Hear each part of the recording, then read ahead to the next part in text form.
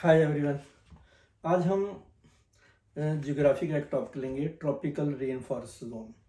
तो जब हमने क्लाइमेट जोन बनाए थे तो हमने ये देखा था कि ये 0 से लेकर 23.5 डिग्री नॉर्थ यानी कर्क रेखा तक और 23.5 डिग्री साउथ मकर रेखा तक, यानी कर्क रेखा से मकर रेखा तक सबसे जो गर्म इलाका है उसको ट्रॉपिकल जोन बोलते हैं, टॉर्रिड जोन भी बोलते हैं। यहाँ पे बहुत गर्मी पड़ती है, सिर्फ गर्मी ही नहीं पड़ती, यहाँ पे बारिश भी बहुत होती है।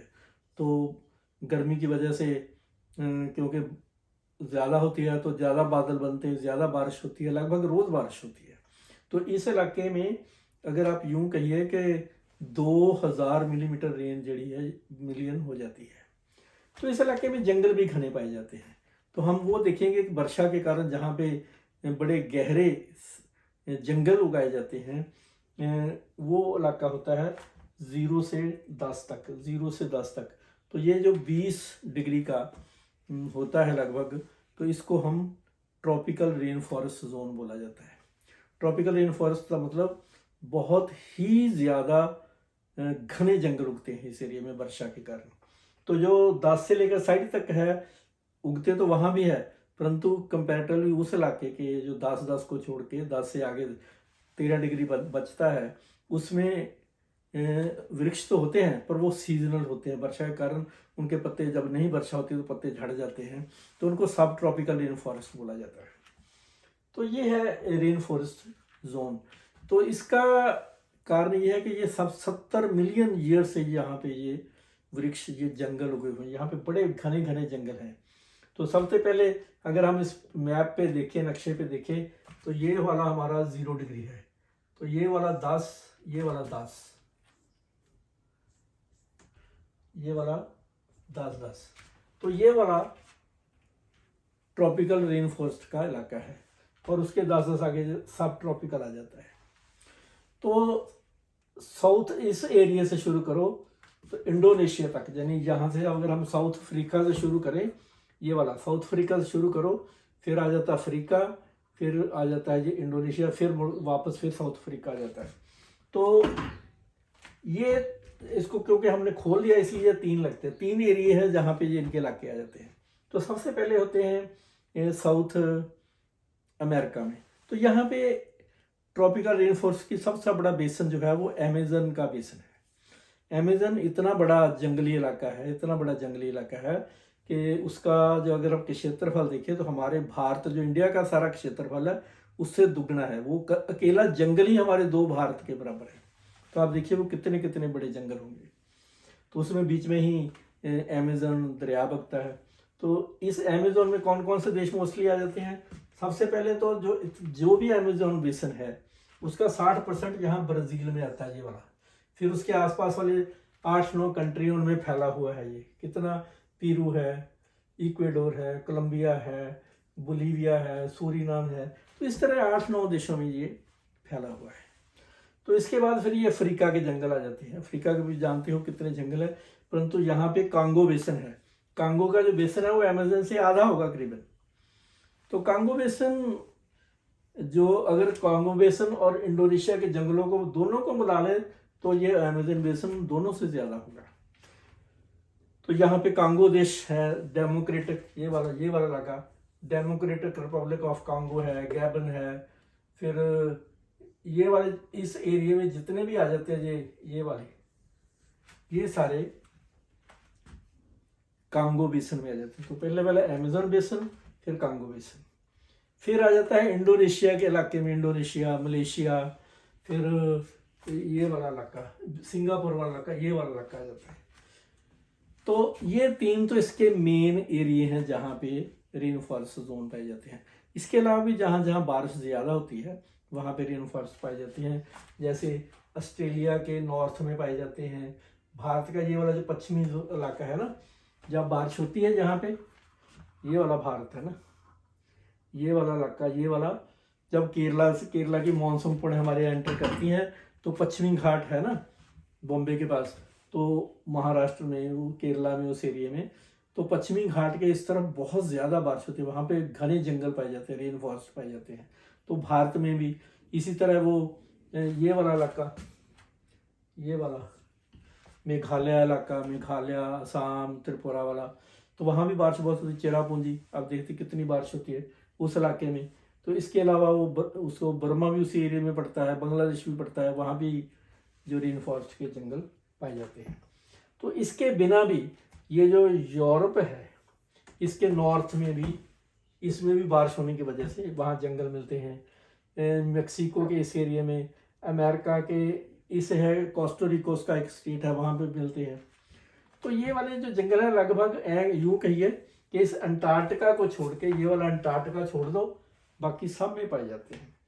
साउथ अमेरिका में हो गए, नॉर्थ अमेरिका में कैसे, मेक्सिको और कुछ इलाके में हो गए, अफ्रीका में हो गए, यूरोप के नॉर्थ में हो गए, ठीक है, एशिया में, भारत में हो गए, इंडोनेशिया में हो गए, ये वाले हो गए।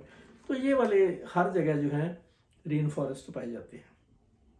तो रेन फॉरेस्ट इसलिए बने हैं कि यहाँ के इलाके में गर्मी भी बहुत पड़ती है और बारिश भी बहुत होती है। यहाँ पे सर्दी मौसम तो कभी होता ही नहीं। यहाँ का टेम्परेचर कम से कम 20 डिग्री सेंटीग्रेड से कम नहीं होता और 35-40 से कभी ऊपर नहीं जाता। बड़ी हुम्मस रहती है, मॉइस्चर रहती है वहाँ पे, ठीक है। तो रोज बारिश होने की वजह ये होती है कि गर्मी के कारण दिन को भूमध्य रेखा पे सीधी रेखाएं पड़ती हैं, भाप बन के बादल समुद्रों में से, इवन ज़्यादा बारिश तो जब हमारे जंगल हैं इनके पत्तों में से पानी ऊपर चले जाता है, फिर शाम को बारिश के रूप में वापस आ जाता है। कुछ समुद्र में से, कुछ इन्हीं जंगलों में से पानी जो है वो ऊपर उठता है, फिर शाम के समय बारिश बन के आता है। तो इस इलाके में आपको पता है टी टाइम रेन होती है। टी टाइम रेन जैसे हम शाम के समय चाय पीना चाहते हैं ना, तो यहाँ भी सुबह से लेकर 2-3 बजे तक, यानी शरीर को जलाने वाली गर्मी और फिर बारिश। तो इस इलाके में बारिश रोज़ होने की वजह से यहाँ के जो पेड़ होते हैं बड़े गहरे होते हैं, इतने संघने होते हैं कि घने होते हैं कि सूर्य की किरणें भी ज़मीन पर नहीं पहुँच सकती। तो इसमें पता नहीं कितने जानवर, कितने पौधे, कितना कुछ है इसमें। अगर आप यूँ कहें कि सारी दुनिया के आधे जो हैं वो एनिमल प्लांट्स इसी इलाके में पाए जाते हैं, इसमें भी यहीं पे पाई जाती है, क्योंकि यहाँ पे 2000 मिलीमीटर जो है वो रेन पड़ती है। तो इसके अलावा हमें जो पेड़ हैं वो हर प्रकार के, छोटे, उससे बड़े 4 लेयरों तक पेड़ मिलते हैं। सबसे पहले मिलते हैं जो बेलें होती हैं ज़मीन पे बिछने वाली झाड़ियाँ, फिर उससे छोटे जैसे केले के पेड़ ये वाले, उस ऊंचाई तक वाले, फिर उससे आगे ऊपर पीपल वाले बोर्ड जैसे बड़े बड़े पेड़, उसके आगे फिर इनसे भी ऊपर आकाश को छूने वाले जैसे वो पेड़ पाए जाते हैं। तो इस तरह ऊंची हर तरह के पेड़ वहाँ पे रहते हैं और लगभग उन पर वैसे ही जानवर रहते हैं, शेर, चीते, ये जो कैट कैटेगरी के हैं, जैगुआर हैं, फिर भयानक सर्प, एनाकोंडा, मगरमच्छ, जहरीले बिच्छू, मेंढक, जहरीले मेंढक मिलते हैं यहाँ पे। वहाँ के इतने मोटे मोटे कीड़े हैं कि अगर आपको काटना तो ऐसे लगे जैसे किसी ने गोली मार दी हो, ठीक है, उनको बुलेट एंट्स बोलते हैं। तो इस तरह मतलब बड़े भयानक जानवर भी वहाँ पे पाए जाते हैं। तो इसके अलावा उनके फ़ायदे भी बड़े हैं। हमें वहाँ से कितने फल मिलते हैं, कॉफ़ी मिलती है, कोकोनट मिलता है, एवोकाडो मिलता है, ग्रेप फ्रूट मिलते हैं, पाइनएप्पल मिलता है, गुआवा मिलता है, केला मिलता है। तो हर तरह के जो हैं वो फूड वहाँ पे मिलते हैं हर जगह पे। तो यूँ कहिए कि हमारी जो यूँ कहिए कि इंसानियत कब हो सकता है कि इसी इलाके में से शुरू होगी। तो इस इलाके में जो लोग रहते हैं नेचुरली है कि गर्मी की वजह से, हुमस की वजह से उनका रंग भी काला काला सा होता है, मतलब उनकी चमड़ी थोड़े से धूप में जली जली सी लगती है। तो ये वाला होता है ट्रॉपिकल रेन फॉरेस्ट का इलाका। तो इसके अलावा एक जानवर यहाँ पे और पाया जाता है, मैं आपको उसके बारे में पढ़ रहा था तो बड़ा अजीब लगा। स्लॉथ होती है, स्लॉथ। तो ये दुनिया का सबसे आलसी जानवर माना जाता है। अगर एक पेड़ पे बैठा रहा तो वहीं बैठा रहेगा, हिलता ही नहीं, जैसे लगेगा कि है ही नहीं यहाँ पे। तो आलसी, किसको आलसी बोलते हैं तो अंग्रेजी में स्लॉथ बोलते हैं उसको। तो ये वाला जानवर भी उस एरिया में ही पाए जाते हैं। बड़े बड़े क्रोकोडाइल तो पाए ही जाते हैं। तो अब क्या हो रहा है कि इन जंगलों की कटाई भी शुरू हो गई है, जो कि हमारे लिए खतरनाक है। इतने भयानक जंगल तो हमारी, सही पूछो तो हमारी सांसों के लिए हवा देने वाले हैं। यूँ कहिए कि ये इस धरती का जो, जैसे हमारे शरीर के फेफड़े होते हैं ना, सारी धरती का जो फेफड़े हैं वो जो रेड फॉरेस्ट जंगल हैं। तो अब इनकी कटाई शुरू हो गई। क्यों? वहाँ से तेल खोजा जा रहा है, वहाँ से मिनरल खोले जा रहे हैं, डैम बनाए जा रहे हैं, तो पता नहीं कितनी कटाई शुरू हो रही है। ब्राज़ील में हो गई, इंडोनेशिया में हो गई, अफ्रीका में हो गई, सब जगह जंगलों की कटाई जारी है। इसको रोकने की कोशिश की जा रही है कि अगर जंगल ही कट जाएंगे तो फिर इतनी गर्मी होगी कि जो एंटार्क्टिका, ऑक्सीजन की कमी तो होगी, एंटार्क्टिका की बर्फ़ भी पिघलकर समुद्र में आ जाएगी तो उसका लेवल बढ़ जाएगा। तो जंगलों की कटाई को रोकना बहुत ज़रूरी है। कहते हैं कि अगर जंगल जिस स्पीड से काटे जा रहे हैं, अगर इसी तरह कटते रहे तो 2050 तक 40% जंगल रह जाएंगे, बाकी सारे ख़त्म हो जाएंगे। पर जो हमारी UN है, इसको रोकने की कोशिश कर रही है। तो ये है बस ट्रॉपिकल रेन फॉरेस्ट का इलाका। बस इसका मेन समझने वाली जो बेसिक गल, 3 बातें इसकी सिर्फ याद रखने वाली है कि ये जो रेन फॉरेस्ट है भूमध्य रेखा की, ये वाली जो भूमध्य रेखा है, कर्क रेखा से मकर रेखा के बीच में पाए जाते हैं, या कहीं कहीं बहुत ज़्यादा बारिश होती है तो वहाँ होती है। ठीक है, तो इसके मेन 3 इलाके हैं। साउथ अमेरिका में अमेज़न का इलाका है, अफ्रीका में कांगो बेसिन है, और इंडोनेशिया में वैसे बिखरा हुआ है। तो भारत में कुछ, तो अंटार्कटिका को छोड़कर सारे। तो यहाँ की मेन खूबी है कि रोज़ बारिश होना और रोज़ गर्मी पड़ना। नमी तो, बारिश तो कभी ख़त्म होती नहीं। तो कितने जहरीले मच्छर होते होंगे। क्या आपको लगता है कि जहाँ लोग घूमने जाते होंगे? घूमने जाते हैं, परंतु उनको गाइड लेके जाते हैं, उनको पूरा प्रबंध करना पड़ता है। अपनी से रास्ता खो जाए तो कैसे ढूंढेंगे? उनका हर के पास कंपास होती है, वो अपनी दिशा ढूंढ सके। तो मच्छर काट रहा है तो उसके लिए कोई पाँव के कोई फंगस ना लग जाए, उसकी दवाई साथ में लेकर चलनी पड़ती है। तो पूरे प्रबंध के साथ लोग जाते हैं, टूर करने के लिए जाते हैं, या उनके बारे में जानने के लिए, साइंटिफिक रिसर्च करने के लिए लोग जाते हैं। तो वहाँ भी लोग जाते हैं। तो ये तो थोड़ी सी जानकारी है, जितना मैंने आपको बता दिया। इसको आप आजकल तो यूट्यूब पे वीडियो कितना कुछ चलता है, कितने चैनल हैं, उन पे इनके बारे में पढ़ना। तो मेन इतना है, बस याद रखना कि ये भूमध्य रेखा के इर्द गिर्द या जहाँ पे वर्षा होती है।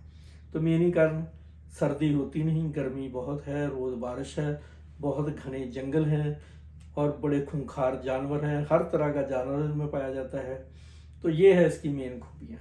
तो यही हमें खाने के लिए, जितना हम फल खाते हैं लगभग इन्हीं एरियो में से आता है। दवाइयाँ, दुनिया की जितनी मेडिसिनल दवाइयाँ बनती हैं उसका सामान भी इन्हीं में से ही निकलता है। समझ लगी ना? तो बस ये एक छोटी सी ट्रॉपिकल रेनफॉरेस्ट के बारे में जानकारी थी। अब हम देखते हैं कि इसके अगर हम ये अमेज़न बेसिन और कांगो बेसिन, इनके बारे में ब्रीकी से और थोड़ा सा जान लें तो हमें इनके रेन फॉरेस्ट के बारे में चलेगा।